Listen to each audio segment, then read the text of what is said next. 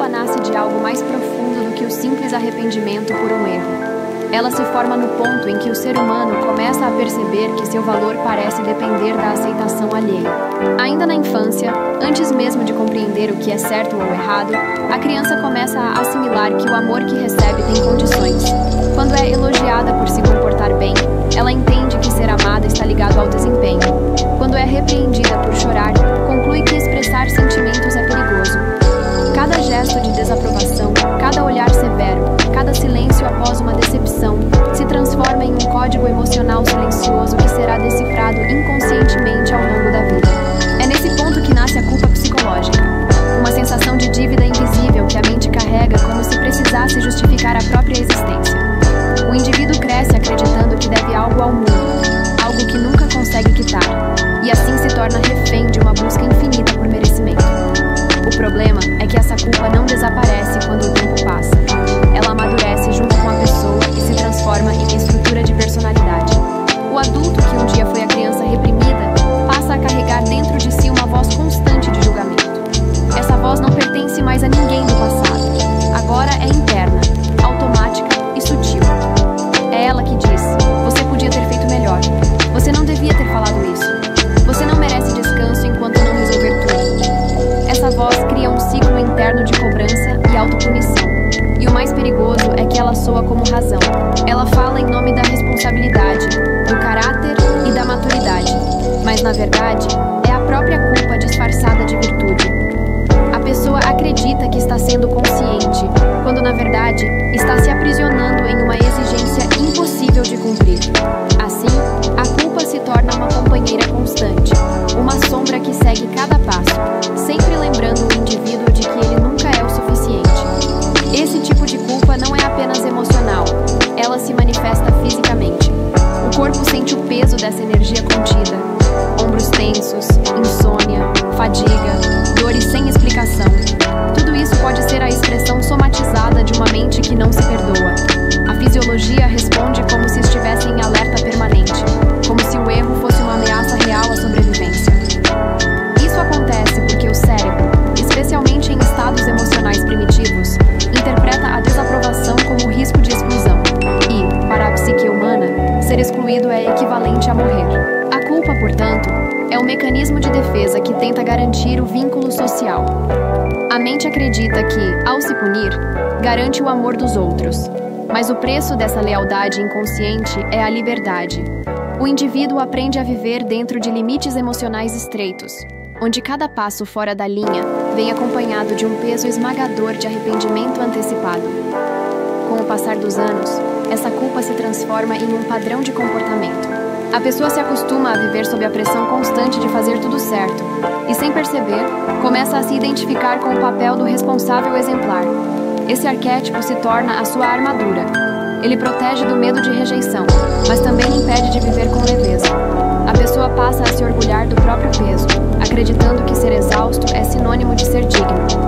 Mas a exaustão não é virtude, é sinal de desconexão. Quando alguém carrega o mundo nas costas, não está sendo forte, está apenas tentando compensar um vazio criado pela crença de que, se não for necessário, deixará de existir.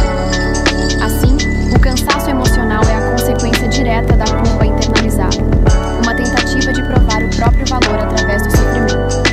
A culpa é um tipo de amor distorcido. É o desejo de ser bom, mas guiado pelo medo. A mente confunde compaixão com obediência, confunde consciência com autocrítica e transforma o impulso natural de evoluir em obrigação moral. A pessoa não se permite errar, não se permite falhar, e quando falha, sente que merece punição. Essa rigidez cria um paradoxo. Quanto mais alguém tenta ser bom, mais se afasta da bondade real, porque age movido pela necessidade de corrigir-se, não pela liberdade de escolher o que é certo. A bondade que nasce da culpa é sempre ansiosa, porque depende da aprovação. Já a bondade que nasce da consciência é tranquila, porque não busca recompensa. Entender isso é o primeiro passo para se libertar do controle invisível que a culpa exerce. A origem invisível da culpa psicológica está, portanto, na perda da inocência do ser. É quando o ser é substituído pelo dever ser. Quando a espontaneidade dá lugar à performance. Quando o amor deixa de ser um estado natural e passa a ser uma meta a ser conquistada.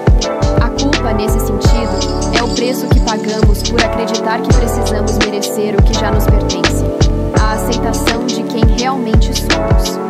E a partir dessa crença, tudo o que fazemos se torna um ato de compensação.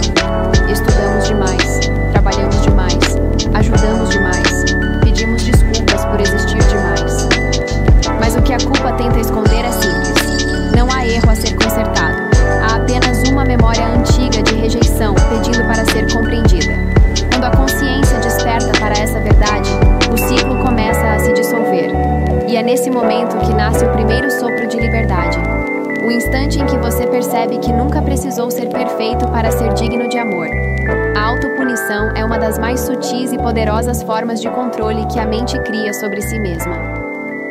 Ela não se manifesta de maneira explícita, como um castigo evidente, mas se infiltra nos gestos cotidianos, nas escolhas, nos silêncios e até nas tentativas de fazer o bem.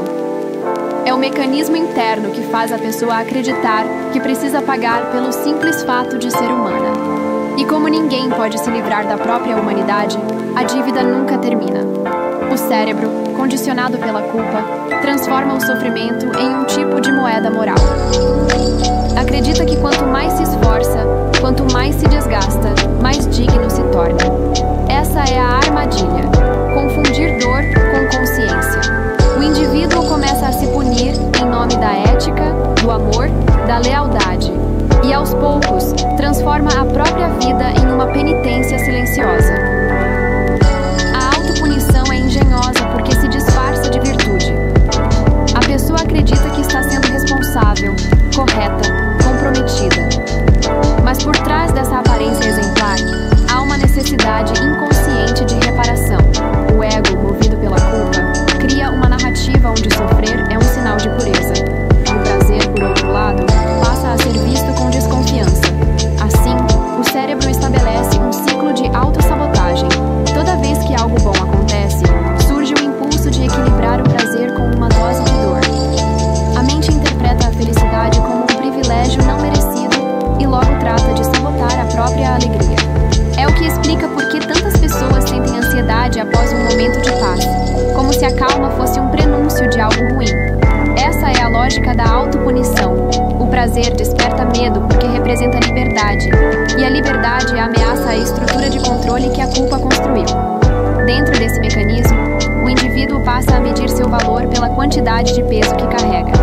Trabalha além do necessário, ajuda além do que pode, doa além do que tem. Faz isso acreditando que está servindo ao bem, mas no fundo está tentando equilibrar uma balança invisível, onde o prazer é culpa e o sacrifício é redenção. Essa distorção emocional é tão profunda que o corpo começa a reagir como se a dor fosse uma forma de sobrevivência. Surge a fadiga constante, a sensação de estar sempre devendo algo, o medo de descansar. A pessoa sente que, se parar, será punida pela própria consciência. O cérebro, ao associar esforço à segurança, cria um vício pelo desgaste. É como se o sofrimento fosse um único estado confiável, e a leveza, uma ameaça à identidade construída ao longo da vida. O prazer inconsciente da autopunição vem justamente dessa familiaridade. Sofrer se torna confortável porque é previsível. A dor é conhecida, o descanso não. O inconsciente associa o sofrimento ao amor, afinal, foi sofrendo que aprendeu a ser aceito. Por isso, a mente repete padrões de fracasso, relacionamentos destrutivos e escolhas dolorosas, não porque gosta de sofrer, mas porque não conhece outra forma de se sentir segura. Essa dinâmica faz com que o indivíduo confunda autoconhecimento com vigilância moral. Ele não busca compreender-se, busca corrigir-se. O problema é que quanto mais tenta corrigir-se, mais se fragmenta. Porque o eu que pune e o eu que é punido são a mesma consciência dividida em dois. A autopunição é, portanto, o conflito interno entre a parte que quer viver e a parte que acredita não merecer. Essa guerra interna se intensifica nas mentes que valorizam o controle e a eficiência. Pessoas que se consideram fortes, responsáveis e produtivas costumam ser as mais vulneráveis à autopunição, justamente porque internalizaram a crença de que valor vem do fazer, não do ser. Elas raramente se permitem descansar.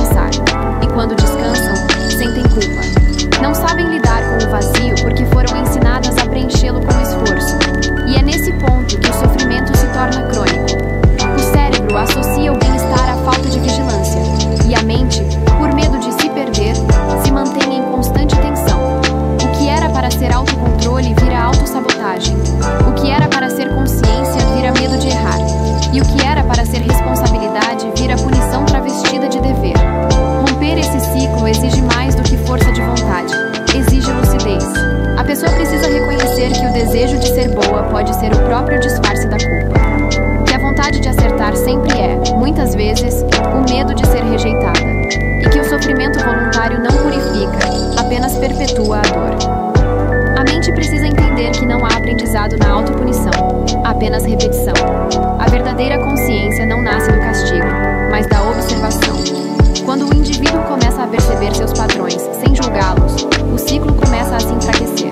Ele descobre que pode agir com ética sem precisar se punir, pode ser responsável sem se sobrecarregar e pode buscar o bem sem precisar negar o prazer.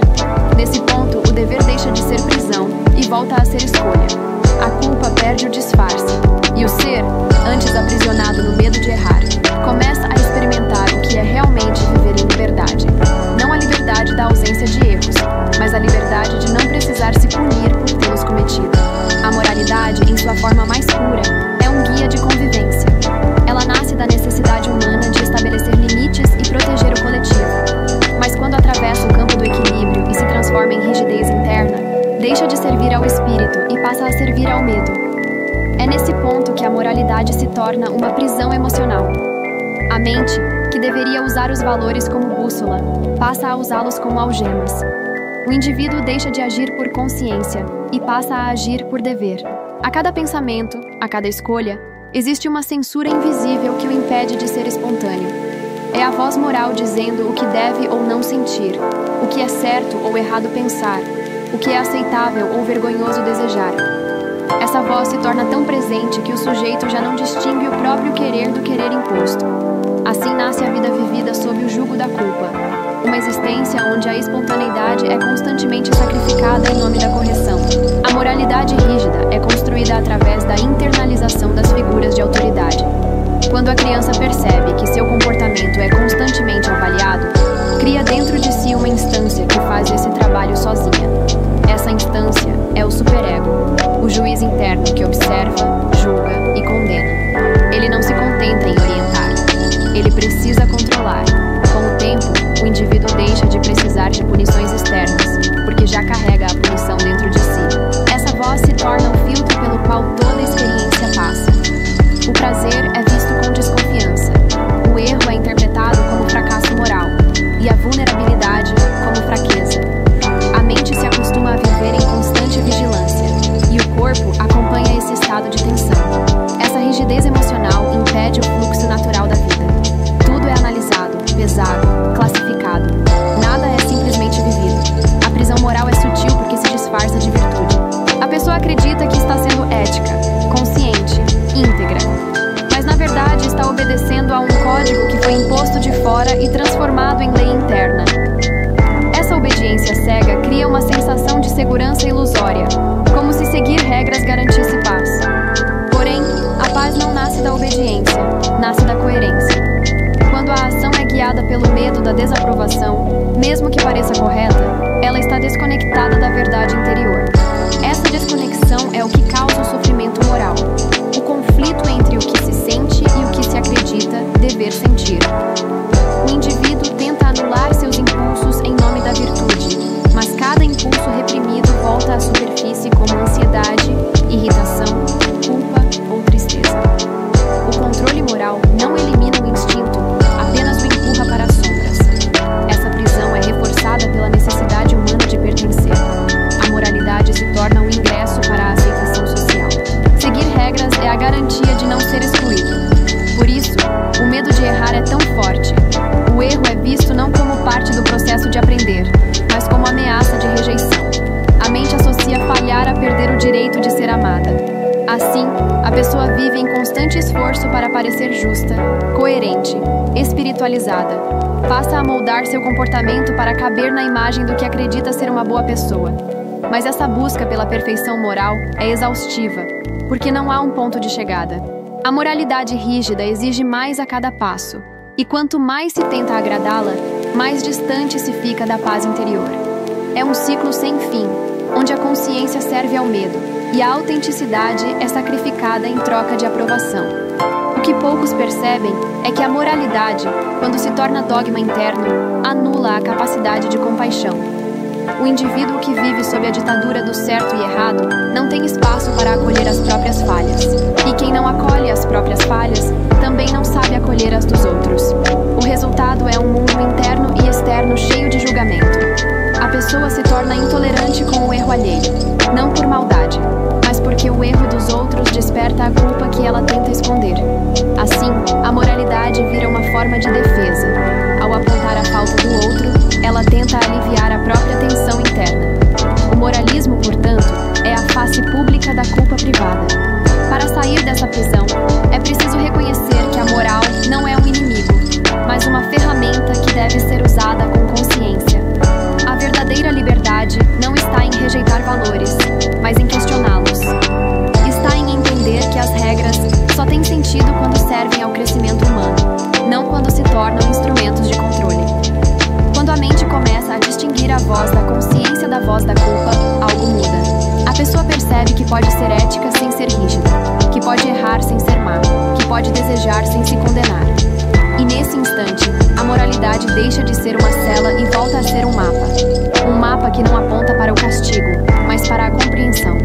Aquele que compreende o próprio erro não precisa puni-lo, ele o transforma. E é nesse ponto que a consciência encontra sua maturidade, quando o julgamento dá lugar à lucidez e o ser humano entende que a verdadeira virtude não está em seguir regras, mas em agir em harmonia com a verdade que habita em silêncio dentro de si. O arquétipo do Salvador é uma das expressões mais sofisticadas da culpa. Ele se disfarça de amor, generosidade e propósito, mas em sua base está o medo profundo de não ser necessário. É o padrão psicológico de quem aprendeu que só será amado se for útil. Desde cedo, esse tipo de pessoa percebeu que, para ser valorizada, precisava resolver os problemas dos outros, acalmar os conflitos, ser o apoio emocional que todos procuram. Cresce ouvindo que é forte, madura, responsável. E ao ouvir isso, cria uma identidade que a aprisiona, porque ser forte se torna uma obrigação, e qualquer sinal de vulnerabilidade passa a ser interpretado como fraqueza. O Salvador, portanto, não ajuda apenas por compaixão, ajuda para continuar existindo. Ele acredita que sua presença só tem valor quando é indispensável. Por isso, atrai inconscientemente pessoas que precisam ser salvas, pois é através delas que reafirma o próprio valor. A mente do Salvador opera sob um paradoxo. Quanto mais ajuda, mais se sente exausta. Quanto mais se doa, mais sente que não fez o suficiente. Isso acontece porque a motivação não vem da consciência, mas da culpa. Há sempre uma voz interna dizendo: se eu posso ajudar, tenho que ajudar. Se não ajudar, serei egoísta. Essa exigência transforma o altruísmo em prisão. O Salvador se torna escravo da própria bondade. Vive em alerta, sempre pronto para socorrer, resolver, entender, aconselhar. Mas por trás desse impulso de cuidar, há uma crença silenciosa. Se eu não for útil, serei esquecido. Assim, a culpa se disfarça de propósito, e o propósito se transforma em dependência emocional. A pessoa acredita estar exercendo o amor, mas na verdade está tentando evitar o medo de ser irrelevante. Essa dinâmica cria relacionamentos desequilibrados. O Salvador se conecta com o sofredor, formando uma parceria inconsciente onde ambos alimentam a dor um do outro. O sofredor reforça a importância do Salvador, e o Salvador valida o papel de vítima do outro. É um ciclo de reforço mútuo. Quanto mais um precisa, mais o outro existe. E o resultado é sempre o mesmo: exaustão, ressentimento e vazio. O Salvador acredita que está dando demais, mas o que realmente está fazendo é fugir de si. Quanto mais se ocupa com a dor alheia, menos precisa olhar para a própria. Essa fuga constante do autoconfronto é o que mantém o ciclo ativo. A pessoa se perde em causas, em compromissos, em histórias que não são suas, e chama isso de propósito. Mas o verdadeiro propósito nunca vem da necessidade de ser reconhecido. Vem da liberdade de agir sem precisar de gratidão. O vício de ser necessário é, portanto, uma forma de dependência emocional disfarçada de nobreza. O Salvador precisa sentir que faz diferença para se sentir vivo. Por isso, tem dificuldade em lidar com a autonomia dos outros. Quando alguém melhora, se afasta ou demonstra independência, o Salvador sente um vazio, como se tivesse perdido seu lugar no mundo. Essa sensação o leva a buscar novas pessoas para ajudar, repetindo o padrão. E assim, vive cercado de vínculos frágeis e desgastantes, nos quais a reciprocidade é rara. Ele dá o que tem e o que não tem, acreditando que o amor é uma troca de sacrifícios. Mas o amor verdadeiro não exige esforço constante. Ele flui quando não há culpa. Enquanto a mente estiver condicionada a servir para merecer, o ato de doar nunca será Salvador também se manifesta em contextos sociais e espirituais. Há quem busque ajudar o mundo inteiro sem estar em paz consigo mesmo. Pessoas que falam em empatia, mas não sabem acolher o próprio cansaço. Que pregam compaixão, mas não se perdoam. Que curam os outros para não encarar as próprias feridas. É uma forma de projetar para fora o que ainda não foi integrado por dentro. O salvador inconsciente acredita que salvar o outro é a forma de salvar a si mesmo. Mas ninguém pode libertar alguém de uma prisão que ainda habita. O que o salva, na verdade, é o reconhecimento da própria limitação. O momento em que ele percebe que não tem o poder de resolver tudo e que a vida dos outros não é um projeto pessoal de redenção. A libertação desse padrão começa quando a pessoa reconhece o prazer inconsciente que sente em ser necessária. Isso não é egoísmo, é autoconhecimento. É admitir que, em algum nível, o ato de ajudar se tornou a principal fonte de identidade. E que, por trás da generosidade, há medo. Medo de ser esquecido, rejeitado ou inútil. Quando esse medo é acolhido com honestidade, o ciclo de dependência se enfraquece. O Salvador começa a compreender que não é preciso apagar o fogo do mundo para provar sua luz. Ele aprende que pode amar sem se sobrecarregar, que pode cuidar sem controlar, que pode ajudar sem se perder. E quando isso acontece, a ajuda deixa de ser fuga e se transforma em expressão autêntica. O amor deixa de ser uma missão e volta a ser um estado natural do ser. Nesse ponto, o Salvador se dissolve e o ser humano emerge, inteiro, imperfeito e finalmente livre para existir sem precisar ser indispensável. O amor perde a sua pureza quando a culpa se infiltra nele. O cuidado deixa de ser escolha e se transforma em obrigação moral. O coração que antes queria oferecer começa a doar por medo, acreditando que o amor se mede pelo quanto suporta. Desde cedo, muitos aprendem que precisam se esforçar para serem amados, e esse aprendizado se transforma em um padrão que se repete. Amar é sinônimo de se sacrificar. A pessoa se doa além do limite, apaga a própria vontade, acredita que descansar é egoísmo e que colocar limites é afastar o outro. Ela confunde amor com controle, presença com submissão. O que era um gesto de conexão se torna uma tentativa de merecimento. Quando o amor está contaminado pela culpa, ele se torna uma transação silenciosa. Eu cuido de você para que você me ame. O problema é que esse amor exige renúncia constante, e toda renúncia não reconhecida se transforma em ressentimento. O cuidador, exausto, se sente invisível. Continua doando, mas no fundo apenas tenta preencher o vazio que cresce à medida que se anula. A mente racionaliza esse cansaço como nobreza, mas o corpo sente a prisão. O amor assim deixa de libertar e começa a sufocar. O sofrimento se torna familiar, como se a dor fosse a prova da intensidade do sentimento. Porém, o amor verdadeiro não é prova de resistência, é liberdade em forma de presença. A inversão se desfaz quando a pessoa compreende que cuidar de si é parte do ato de amar, que limites não afastam, protegem, que o amor maduro não busca controle, busca equilíbrio. Quando se aprende a dizer não, sem culpa, o amor volta a fluir. Ele deixa de ser sacrifício e se torna encontro. O coração entende que o amor não precisa de dor para ser profundo. Ele precisa apenas de verdade. Amar o outro sem abandonar a si mesmo é a forma mais elevada de fidelidade emocional. Dentro de cada pessoa existe uma voz que observa, analisa e condena. Essa voz, nascida das antigas exigências de aceitação, é a herdeira direta da culpa. O indivíduo cresce acreditando que precisa vigiar a si mesmo para não errar, e com o tempo, transforma essa vigilância em identidade. A consciência, que deveria ser instrumento de lucidez, vira palco de julgamento. Cada pensamento é avaliado, cada emoção é medida. Essa tensão constante impede o repouso interior. A mente tenta garantir perfeição, mas a perfeição é apenas o nome elegante do medo. A voz punitiva se apresenta como consciência, mas é controle disfarçado. Ela faz o indivíduo agir para evitar falhas, não para expressar verdade. E enquanto o juiz interno fala, o ser humano vive em dois papéis.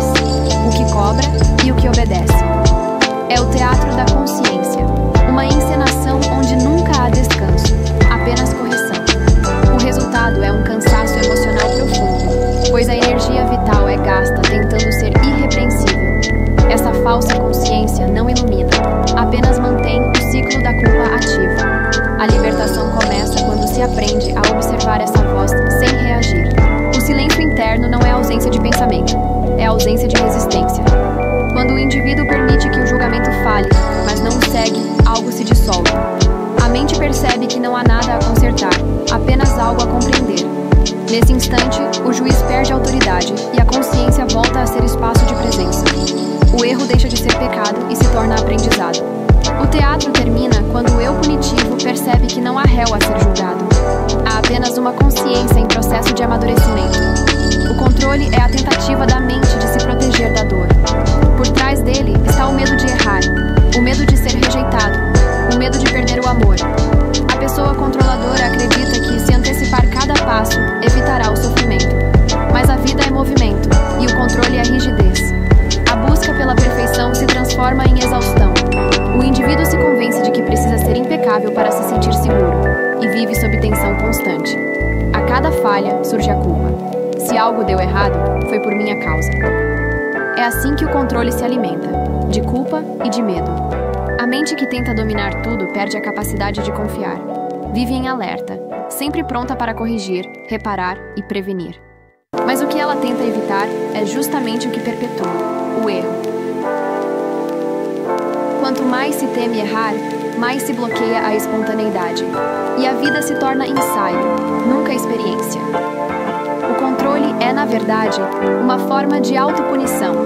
O indivíduo se prende ao impossível para justificar o próprio cansaço. A liberdade começa quando se aceita a imperfeição como parte do caminho. Não há crescimento sem desequilíbrio. A vida não exige perfeição, exige presença. Quando o ser humano abandona a ilusão de que precisa controlar tudo, descobre que o imprevisível não é ameaça, é mestre. A culpa se dissolve porque o erro deixa de ser falha e se torna a linguagem da sabedoria. O verdadeiro poder não está em dominar o fluxo, mas em confiar nele. E é nesse instante que a mente relaxa, o corpo respira e a vida, finalmente, volta a acontecer. Transmutar a culpa em lucidez é transformar uma emoção que aprisiona em uma força que desperta. É o momento em que a mente deixa de lutar contra si mesma e começa a compreender que não há nada de errado em ter errado. A culpa, quando olhada com medo, se torna um veneno, mas quando observada com consciência, se transforma em um espelho. Ela revela os pontos onde ainda falta amor, aceitação e verdade. A transmutação não acontece por negação nem por fuga, mas por acolhimento. É reconhecer o erro sem fazer dele uma identidade. É dizer, sim, eu falhei, mas continuo digno. O ser humano evolui não quando se julga, mas quando se compreende. A lucidez nasce quando o olhar se torna gentil, quando o julgamento dá lugar à investigação sincera. Nesse ponto, a culpa perde sua função, porque a mente deixa de precisar de punição para aprender. A primeira etapa dessa transmutação é perceber que a culpa não é um sinal de consciência, e sim de condicionamento. A consciência observa, o condicionamento reage. A culpa surge quando a mente, dominada pela memória do passado, tenta corrigir o que já não existe. Ela acredita que, se sofrer o suficiente, compensará o que fez. Mas o sofrimento não repara nada, apenas repete o trauma. A lucidez rompe esse ciclo ao trazer a atenção para o presente. Ela entende que o passado é inalterável, mas a relação com ele pode mudar. Através da observação, o indivíduo começa a distinguir a diferença entre responsabilidade e autopunição. Ser responsável é aprender com o erro e seguir adiante. Sentir culpa é permanecer preso ao erro e chamá-lo de aprendizado. A transmutação começa quando se percebe que o perdão é mais útil do que a penitência. Essa mudança de perspectiva exige coragem, porque olhar para a culpa sem se identificar com ela é um ato de maturidade emocional. A mente condicionada acredita que se perdoar é se tornar permissiva, mas é justamente o contrário. O perdão verdadeiro não é desculpa, é compreensão. Ele não ignora as consequências, mas as enxerga com clareza. Quando o indivíduo se permite compreender o que o levou ao erro, ele expande a consciência. Percebe que nenhuma ação acontece isoladamente, que tudo é resultado de histórias, medos, necessidades e aprendizados. Essa visão ampla dissolve o peso do julgamento. A culpa, que antes era uma pedra, se torna um caminho. Ela deixa de ser uma sentença e passa a ser uma etapa.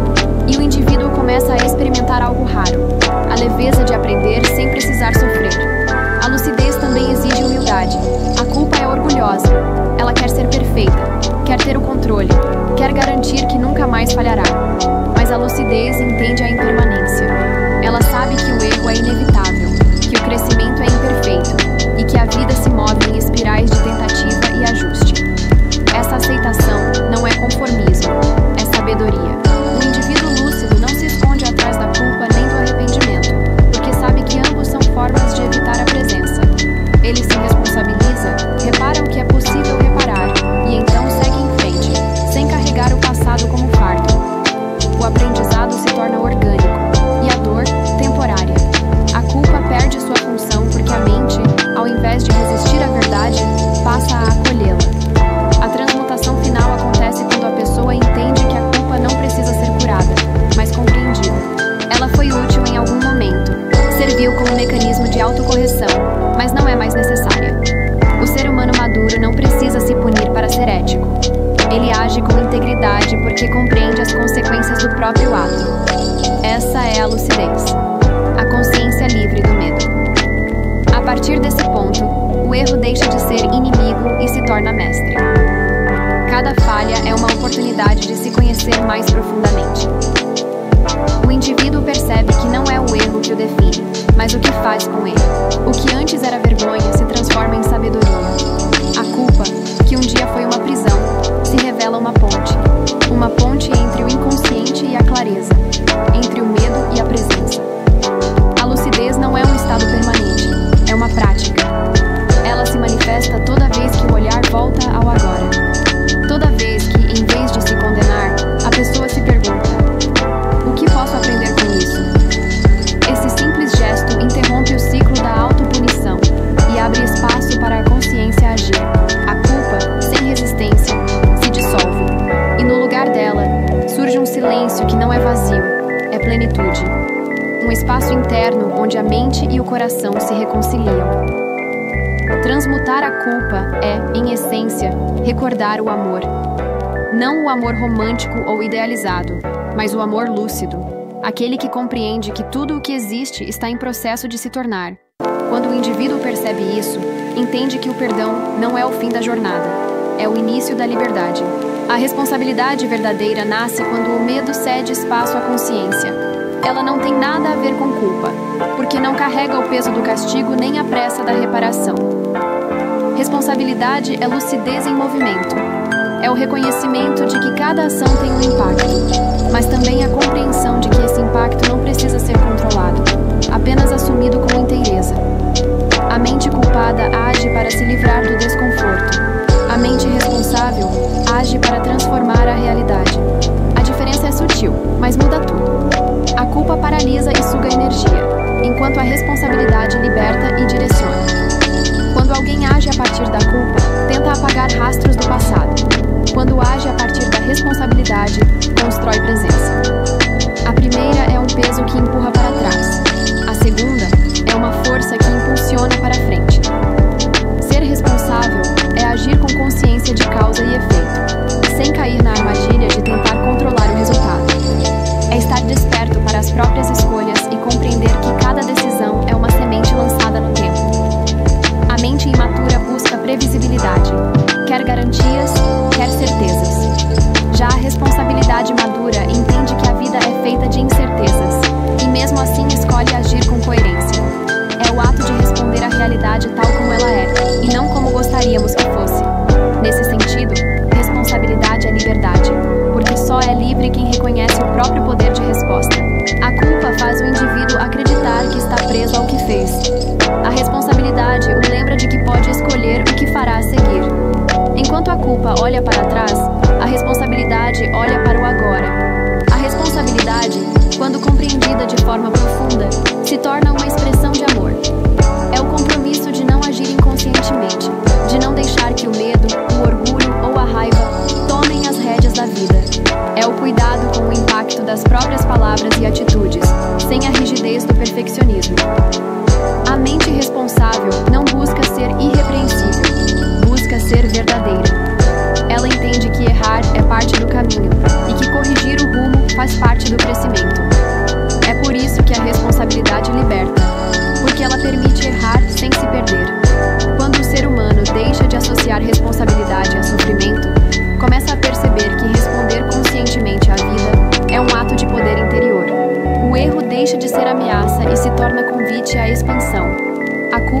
submissão.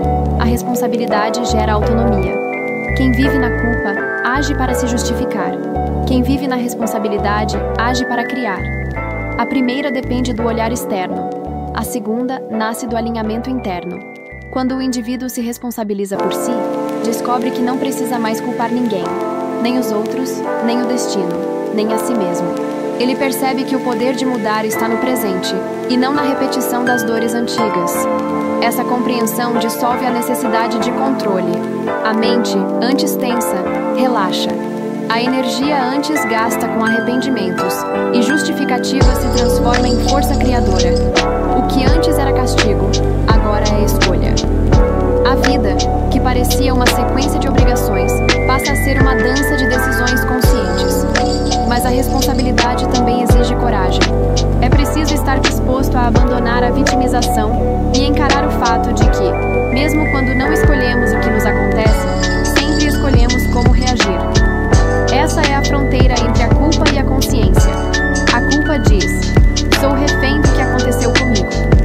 A responsabilidade diz: sou autor do que faço com o que aconteceu. Essa diferença muda completamente a vibração interna. A pessoa que assume a própria responsabilidade não se entrega à autopunição, mas também não terceiriza a própria vida. Ela entende que tudo o que viveu, inclusive as dores e fracassos, faz parte do caminho que a trouxe até aqui. E por isso, em vez de se condenar, ela aprende a honrar o processo. A verdadeira responsabilidade é ser capaz de escolher o bem, mesmo quando ninguém está olhando, e de se perdoar mesmo quando erra tentando acertar. É agir em coerência com aquilo que se reconhece como verdade. Não por medo de julgamento, mas por amor à própria consciência. Quando essa compreensão se enraiza, o indivíduo se torna livre. Porque a liberdade não é ausência de consequências, é consciência de escolhas. A culpa amarra, o dever imposto pesa, mas a responsabilidade autêntica expande. Ela faz o ser humano caminhar com leveza, porque entende que o caminho é parte da aprendizagem. E nesse ponto, a responsabilidade deixa de ser obrigação moral e se torna a expressão natural da consciência desperta. É a maturidade emocional em sua forma mais elevada.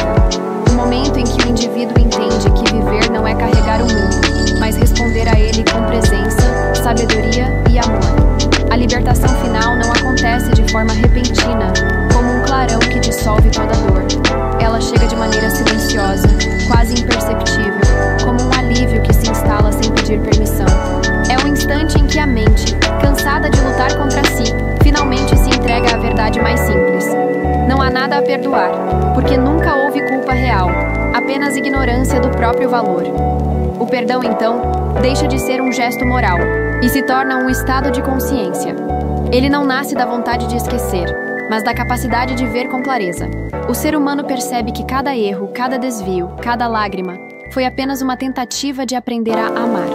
Não o amor romântico e condicional, mas o amor lúcido, aquele que compreende sem precisar justificar. O silêncio após o perdão é a paz que vem quando a mente abandona o tribunal e o coração volta a ser lar. Nesse estado, a culpa perde completamente sua função. O indivíduo já não precisa se punir, nem provar, nem compensar. Ele entende que o sofrimento foi apenas um mestre disfarçado, um instrumento que o guiou até a consciência. Todo o caminho de dor, de autocobrança e de medo existiu para mostrar o que ele não era. Agora, ao reconhecer isso, ele se dissolve dentro de si mesmo, e o que sobra é presença. Simples, estável, verdadeira. O perdão não é concedido, é revelado. Surge naturalmente quando a consciência amadurece o suficiente para perceber que não há inimigo a vencer, nem dentro, nem fora. O outro, o erro, a culpa, tudo isso eram apenas reflexos do mesmo equívoco. Acreditar que precisamos ser mais do que já somos para merecer paz. O silêncio após o perdão é diferente de qualquer outro silêncio. Ele não é ausência de som, é ausência de resistência. É o momento em que a mente para de discutir com o passado, para de tentar entender o que já cumpriu sua função. O corpo relaxa, a respiração se aprofunda e o tempo parece desacelerar. Nada precisa ser resolvido, porque tudo já foi compreendido. A consciência observa a vida acontecendo e se reconhece nela. Não mais como vítima, nem como juiz, mas como participante. O